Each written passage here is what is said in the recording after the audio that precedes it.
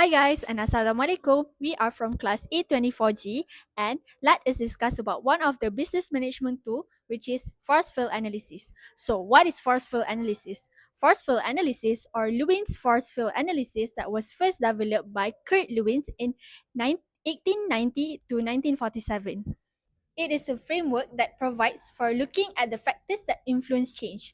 These factors can either be driving forces for change that provides an organization towards a goal or restraining forces against change that might prevent an organization reaching its goal. So next, how to use force field analysis. So this is the one of the example of the diagram of FFA. So there are 6 steps that I'm going to explain. But before I go into the steps, there are 3 elements in the planning sheet. First of all, there's the driving force. There are goals that you want to achieve, and there is restraining forces. So what is driving force? Driving force are the possible forces that you want to change for the goal that you want to achieve in your planning. And second, in the middle is the goal that you have to write for you that you want to achieve in your planning. And lastly is the restraining forces, which is the obstacle that you want to change for your planning sheet. So let us discuss about the steps how to use FFA. First step is you have to write down the goal in the middle of the planning sheet, which is the square in the diagram.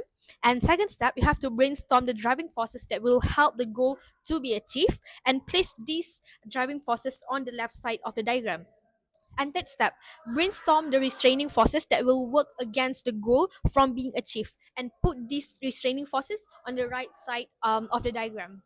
And fourth, add the weights to each of these forces from 1 to 5 or from the scale of 1 to 10. So 1 is the weakest forces and 5 or 10 is the strongest forces. So place these weights next to each of the driving and also restraining forces. And a high weight or score for a restraining forces means that it could be very very difficult for you to achieve that goal. However, a high weight or score for a driving force means that it will be easier for you to achieve the goal. And fifth, you have to determine which are the highest priority forces for you to work on your planning. And lastly, develop appropriate action plans for you to manage according to the high priority forces that have been identified before in the FFA. You guys must be wondering, we have learned to construct about FFA, so how do we analyze it? First, let's look at an example here on my right side. It's taken from a case study about Starbucks, whether they should or should not continue corporate social responsibility (CSR). On the right side of the diagram, it shows the driving forces, and on the left side here, it shows the restraining forces. Okay, as you can see on the driving forces, it's divided into 3 aspects, which is greater consumer satisfaction, better brand image, and employee satisfaction. Each of these are given 5 points.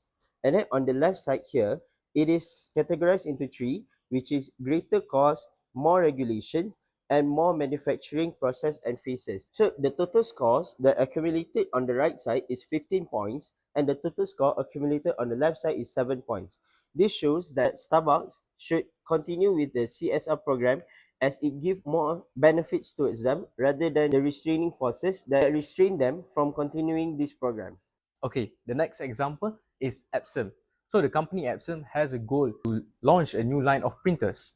So how does Epson uses fossil analysis to achieve their goals? First thing first, they shall list down the 2 important elements, which is the driving forces and also the restraining forces.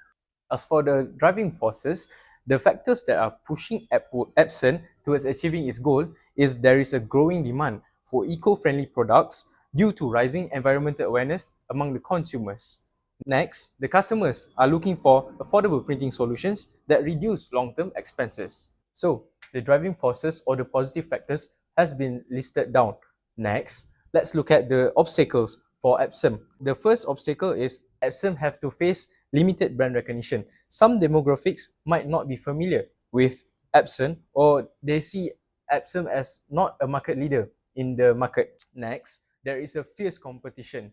There are more famous companies such as HP and Canon that can dominate the market, which makes the market more competitive for Epson. Hence, to address all these problems, Epson must come out with a solution, which is to balance the both forces. So to tip the balance in favor of the driving forces, Epson used these strategies. First thing first, Epson focused on promoting the eco-friendly and cost-saving features of the new printers.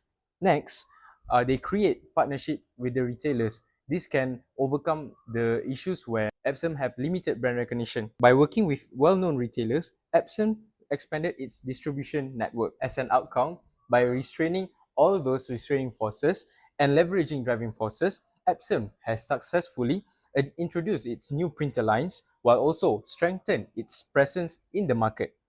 While they also enhance its reputation for sustainability and innovation. So this shows how force field analysis is useful for business companies to achieve their goals. Okay, let's moving on to the benefits of using force field analysis. So first of all, it actually shows a straightforward illustration of potentially complex decisions, making it a way more easier for people to understand it. Other than that, it also makes decision making more objective and more sensible.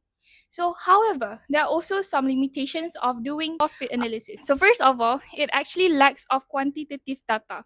So, force field analysis it actually uses subjective judgments for different types of forces. So, this lack of numerical data it will make it biases and also it can be used for different type of situations. We can take, for example, some complex ethical situations. As such, safety and also healthy decision. How does we know that FFA is appropriate to be used? The first one are during the strategic planning.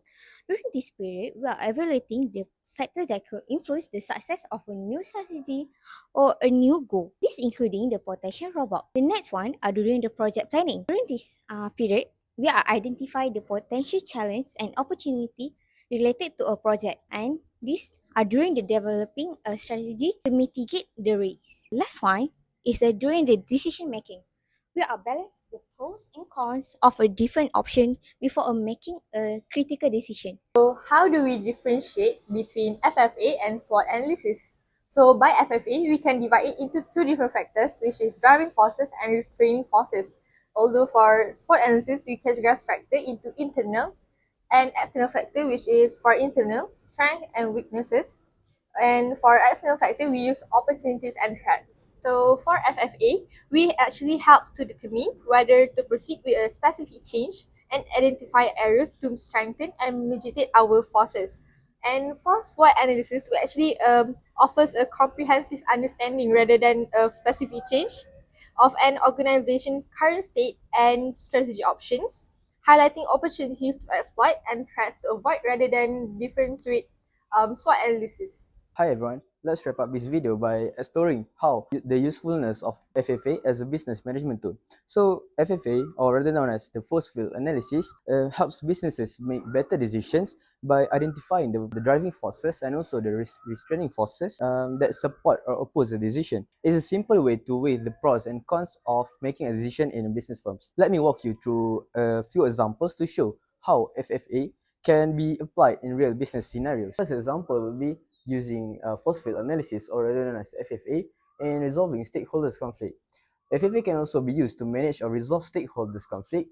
For example, in situations where stakeholders have differing priorities, this tool helps identify which driving forces that align with their interests and which restraining forces that create frictions in their decisions. By analyzing these factors, managers can facilitate changes and also make the best decision for the company itself, ultimately improving stakeholders' relationship. Furthermore, FFA is helpful when a firm is deciding on a growth strategy, such as whether to expand into a new market or launch a new product line.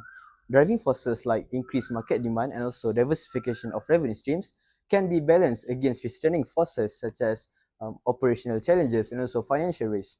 By identifying these factors, managers can make better informed decisions and mitigate potential risks. In short, FFA empowers businesses to approach decision making systematically, find the best course of action, and also manage change effectively.